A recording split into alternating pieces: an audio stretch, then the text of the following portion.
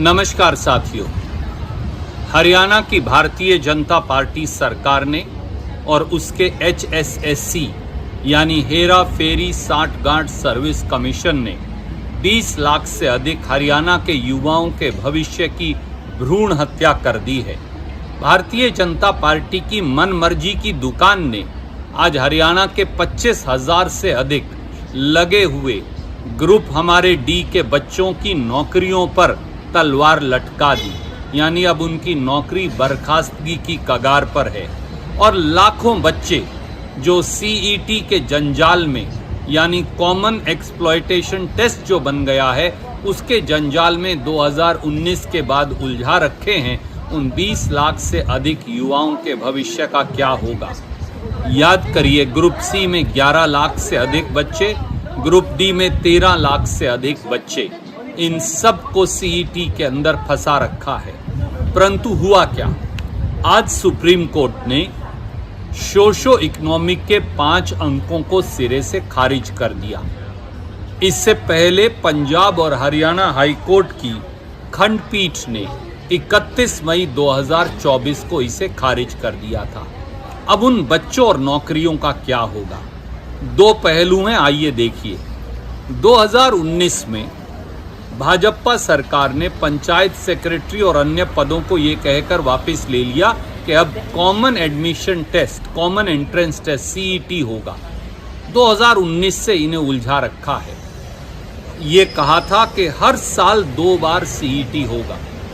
2019 और 2024 के बीच में केवल एक बार 2022 में CET हुआ, 5 और 6 नवंबर 2022 को। न उससे पहले कोई CET हुआ, न उसके बाद कोई CET हुआ। 25 जुलाई 2023 को इसका रिजल्ट आया। CET के एग्जाम में भी क्या हुआ, पंजाब और हरियाणा हाई कोर्ट ने 25 जुलाई 2023 को इस CET एग्जाम को ही सिरे से खारिज कर दिया और कहा नया रिजल्ट बनाया जाए।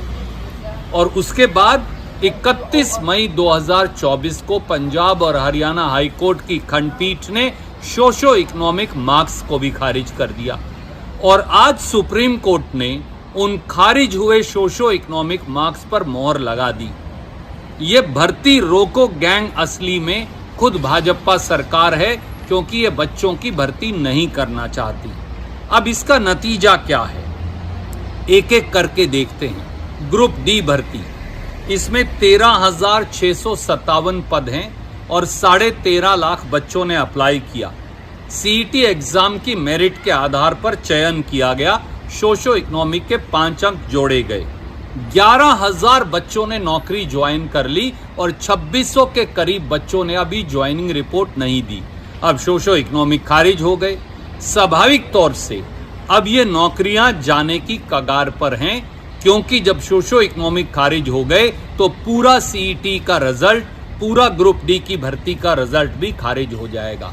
ये बच्चे कहां जाएंगे, क्या श्रीमान नायब सैनी और भारतीय जनता पार्टी के नेता जवाब देंगे।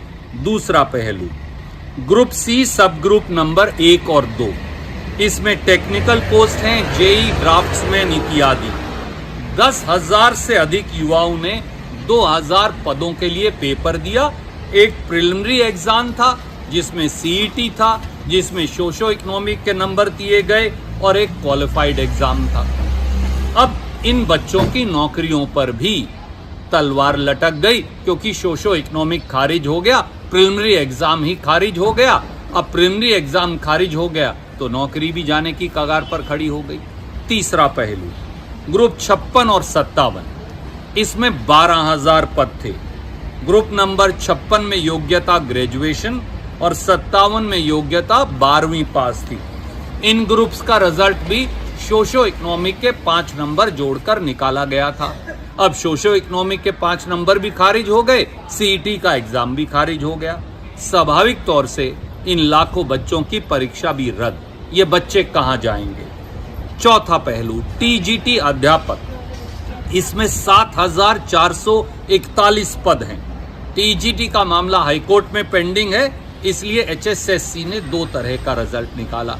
एक रिजल्ट निकाला सोशो इकोनॉमिक के 5 नंबर के साथ, एक रिजल्ट निकाला सोशो इकोनॉमिक के 5 नंबर के बगैर।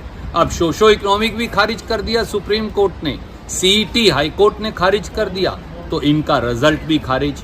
अब ये भी सारी प्रक्रिया नए सिरे से होगी। इस प्रकार से 20 लाख से अधिक बच्चों की जिंदगी अब जंजाल में फंसी है और इसका कोई जवाब ना श्रीमान नायब सैनी के पास है, ना भाजपा सरकार के पास।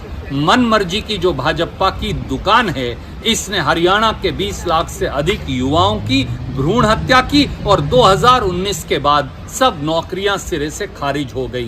क्या इसका जवाब देंगे? इसका जवाब एक ही है, HSSC हेरा फेरी 60 सर्विस कमीशन को खारिज किया जाए और हरियाणा के मुख्यमंत्री का जो एक नाजायज सरकार चला रहे हैं श्रीमान नायब सैनी जी, अब बच्चों के भविष्य की भ्रूण हत्या करने के लिए जिम्मेवारी लीजिए और इस्तीफा दीजिए। यही एक रास्ता है। जय हिंद, जय हरियाणा।